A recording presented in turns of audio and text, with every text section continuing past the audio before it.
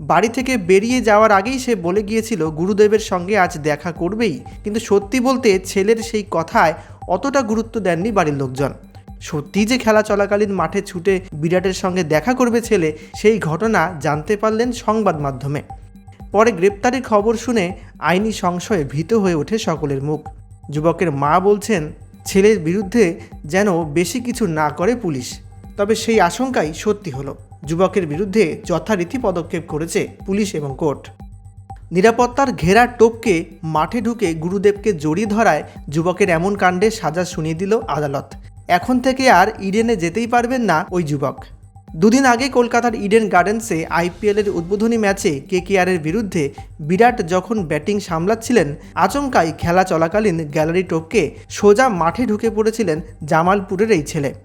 নিরাপত্তা রক্ষীদের তোয়াক্কা না করেই বিরাটের পায়ে লুটিয়ে পড়েন এবং জড়িয়ে ধরেন আরসিবি তারকাকে। বিরাটও তখন বিশেষ আপত্তি করেননি। প্রাথমিকভাবে বিরাট কোহলি ওই যুবকের বিরুদ্ধে কোনো পদক্ষেপ করতে না বলেছিলেন, কিন্তু তারপর কলকাতা পুলিশের পক্ষ থেকে ওই যুবকের বিরুদ্ধে আইনি ব্যবস্থা গ্রহণ করতে দেখা গেল। রোববার যুবককে গ্রেপ্তার করেছিল ময়দান থানার পুলিশ। এদিকে ছেলের এই খবর শুনতে পেয়ে জামালপুরের যুবকের বাড়িতে তখন দুশ্চিন্তার ঘনঘটা। শেষ প্রাপ্ত খবর অনুযায়ী ওই যুবককে আজ কোর্টে তোলা হয়েছিল, তার জামিন মঞ্জুর করা হয়েছে। তবে বিচারক যুবকের সাজাও শুনিয়েছেন। জানা গেল ওই যুবককে চলতি আইপিএল ম্যাচ চলাকালীন আর ইডেনের ধারে কাছেও যেতে দেওয়া হবে না।